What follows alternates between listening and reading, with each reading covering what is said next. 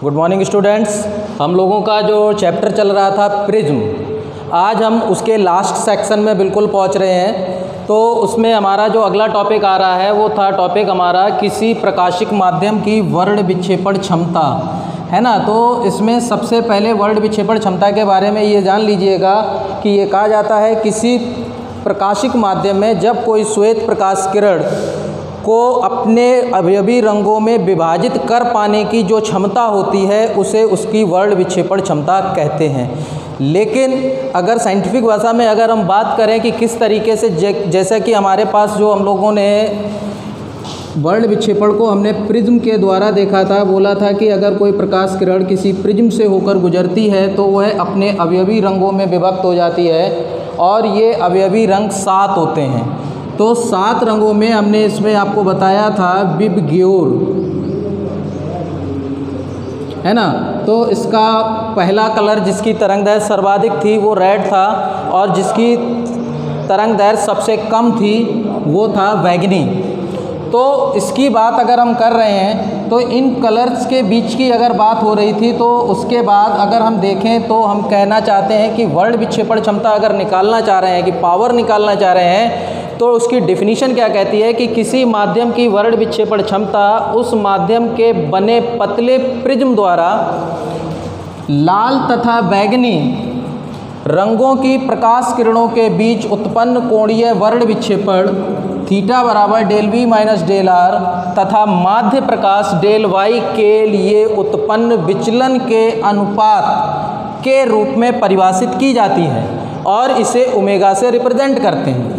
अगर हम बात करें तो इसे लिखना चाहें, जो परिभाषा कह रही है कि दोनों का अनुपात अर्थात ओमेगा बराबर थीटा अपॉन डेल वाई और थीटा की वैल्यू है del V minus del R upon del Y, यानी कि हमारे पास पावर आ जाएगी del V minus del R upon del Y.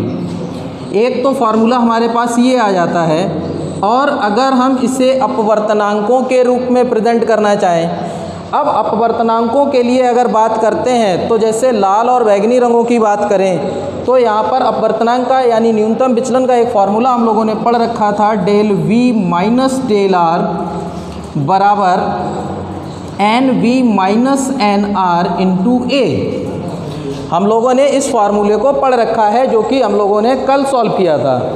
इसीलिए जो इसका माध्य विचलन है उसका फार्मूला हम लोगों के पास बनेगा डेल वाई बराबर एन वाई माइनस 1 इंटू ए।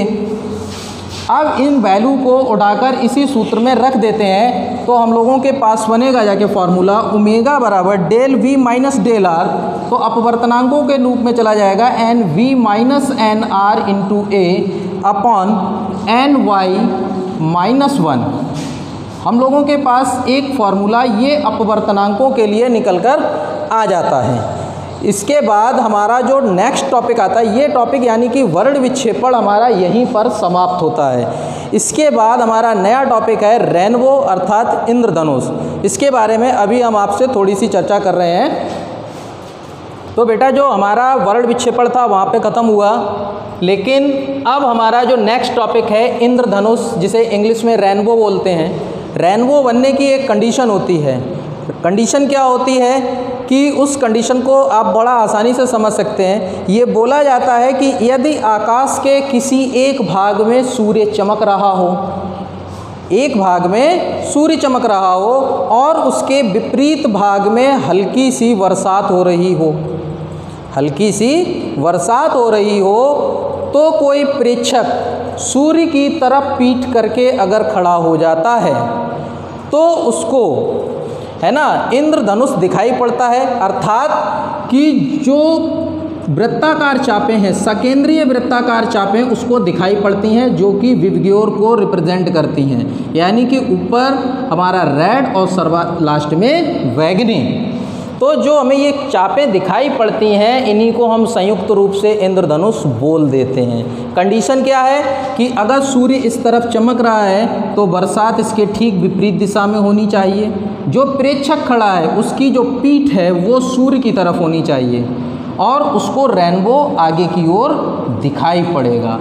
अब तो ये बात थी रेनबो को डिफाइन करने की। अब चूंकि रेनबो ये ऐसा कर कैसे सकते हैं कि ये मानते हैं कि सूर्य विपरीत दिशा में, उसके ठीक जैसे सूर्य के विपरीत दिशा में बरसात हो रही है और हमें कलर डिफाइन करने हैं। रीज़न क्या है कि जब पानी की बूंद गिरती है और सूर्य के प्रकाश की किरणें जब इसके अंदर विभेदन करती हैं, तो जब इसके अंदर बूंद के अंदर जाती हैं तो चूंकि जो बूंद है वो ठोस होती है और ये एक प्रिज्म की भांति व्यवहार करती हैं, और जब ये प्रिज्म की भांति व्यवहार करती हैं तो ये श्वेत प्रकाश किरण को कन्वर्ट कर देती हैं उसके अवयवी रंगों में, जो कि एक विशेष जगह पर अपना एक पूरा कोण बनाकर देखना शुरू कर देता है। और ये सेकेंडरी जो चापें हैं, इसी चाप को हम क्या बोल देते हैं, रेनबो। कंडीशन ये होती है कि जो रेनबो है हमारे 2 टाइप्स होते हैं।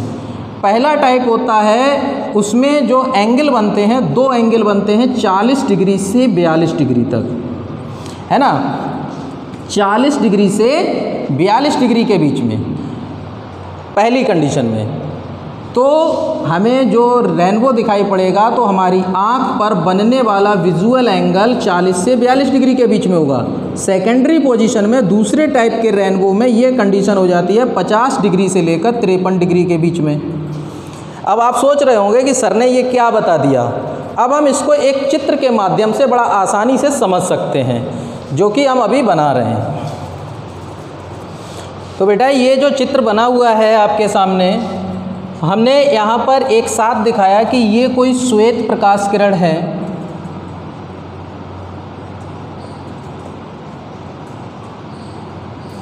श्वेत प्रकाश किरण जब इसके बूंद के अंदर प्रवेश करती है तो ये बूंद क्या करती है, प्रिज्म की भांति व्यवहार करती है। चूँकि माध्यम चेंज होता है, विरल से सघन में जाती है, तो यहाँ पर अपवर्तन की घटना घटती है।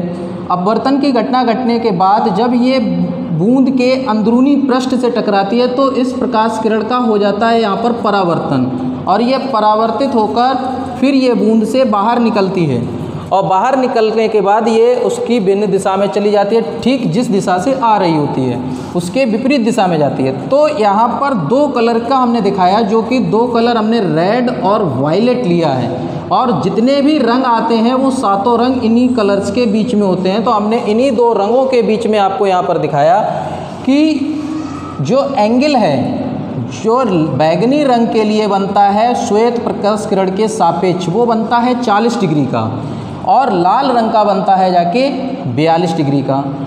चूँकि जो परिभाषित किया था हमने कि एक तरफ सूर्य चमक रहा है, उसके ठीक विपरीत दिशा में बारिश हो रही है, और सूर्य की तरफ पीठ करके कोई व्यक्ति खड़ा है, तो अर्थात आँख अगर इस तरफ है तो पीठ उसकी उसी तरफ होगी।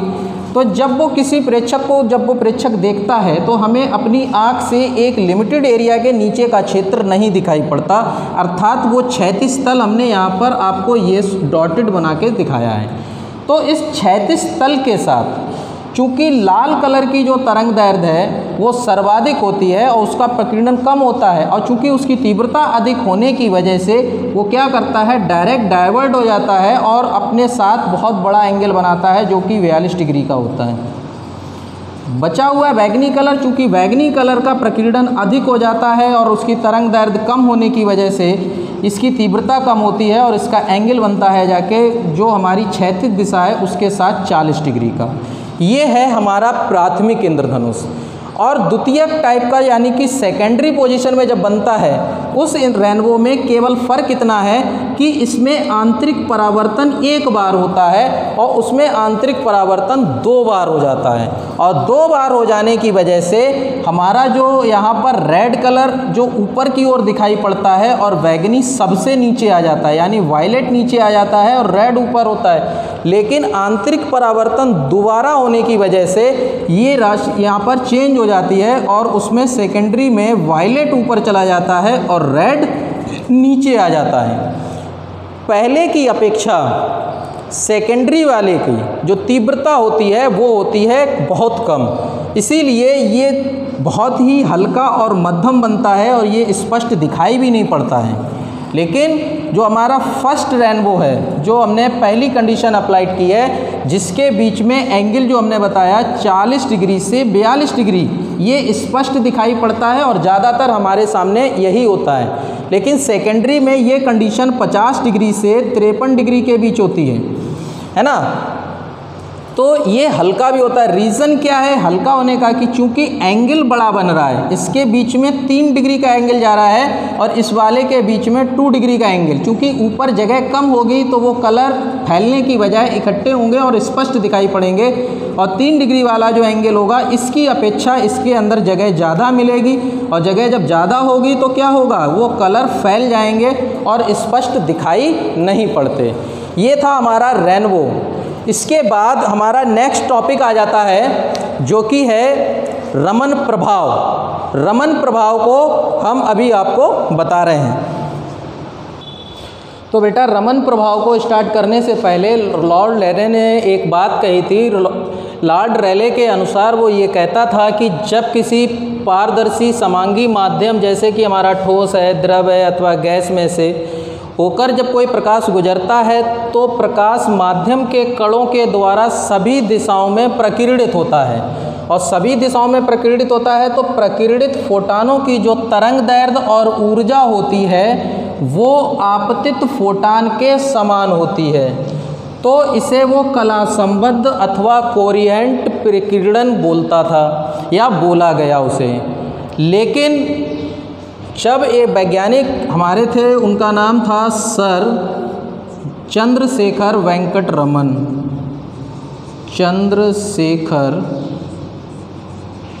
वेंकट रमन ने क्या किया, उन्होंने एक माध्यम जो माना वो माध्यम माना बेंजीन, और बेंजीन के अंदर उन्होंने क्या किया कि एक प्रकाश का तीव्र किरण पुंज उसके अंदर प्रवाहित किया या उसके अंदर डाला।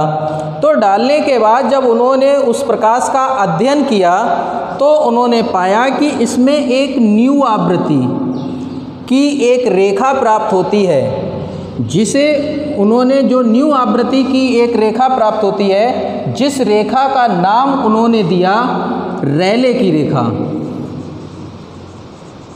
रेले की रेखा है ना। फिर उन्होंने बताया कि रेले की रेखा जो उसकी आवृत्ति थी, जो फ्रीक्वेंसी थी वो न्यू थी, और उससे कम और उससे अधिक आवृत्ति की भी रेखाएं उनको उस बेंजीन माध्यम में दिखाई पड़ी। और उन्होंने उन रेखाओं को जो कि न्यू से कम थी उनको स्टॉक रेखाएं और जो न्यू से अधिक आवृत्ति की थी उन्हें प्रति स्टॉक रेखाएं बोला। और इन सभी रेखाओं को एक साथ संयुक्त रूप में बोला गया रमन रेखाएं, और इनके द्वारा बना हुआ जो स्पेक्ट्रम था उसे बोला गया रमन स्पेक्ट्रम। इसके लिए जो इस खोज को, यानी कि जो न्यू आवृत्ति की जो तरंग दैर्घ्य की जो प्रकाश किरण थी जो रेले ने बताई थी, जो रेले ने बताई थी उससे भी कम आवृत्ति की और उससे अधिक आवृत्ति की तरंग, जो आवृत्ति की जो तरंगों की या किरणों की उन्होंने खोज की, इसलिए उनको इस खोज के लिए नोबेल पुरस्कार से भी सम्मानित किया गया था।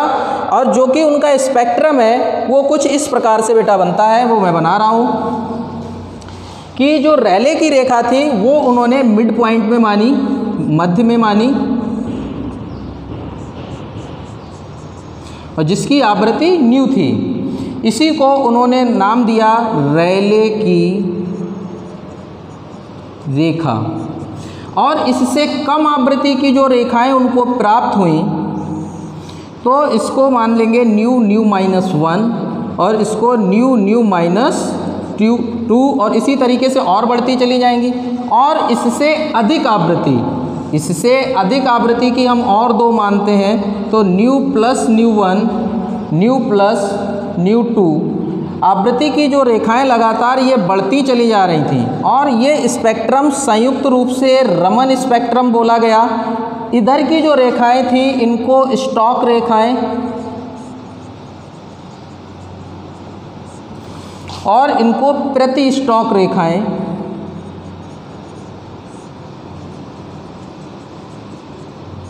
बोला गया, और इन सभी को संयुक्त रूप से रमन रेखाएं, और इस स्पेक्ट्रम को रमन स्पेक्ट्रम बोला गया।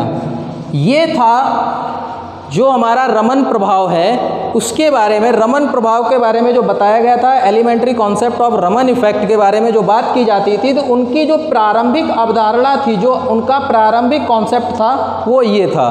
इसके बारे में डिटेल में आपको अगली क्लासेस में पढ़ने को मिलेगा, अर्थात जब आप बीएससी में पहुंचेंगे। अभी आपके सिलेबस में केवल इतना ही है कि स्टॉक रेखाएं, रैले की रेखा, प्रति स्टॉक रेखाएं और रमन रेखाएं या रमन स्पेक्ट्रम, इनमें से 1 या 2 नंबर का आपके पास क्वेश्चन आएगा कि रमन स्पेक्ट्रम क्या है, तो आपको बना के दिखाना पड़ेगा।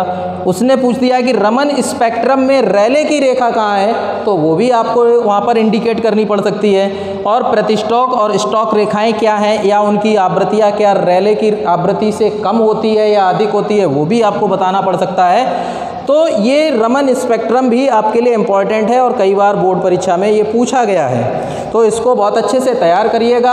और इसके जो न्यूमेरिकल्स हैं वो मैं अगले वीडियो में आपको बताऊंगा, और यहीं पर आपका ये चैप्टर प्रिज्म ख़त्म होता है। अगर कोई समस्या है तो मेरे व्हाट्सएप नंबर पर आप अपनी कमेंट करके पूछ सकते हैं। Thank you.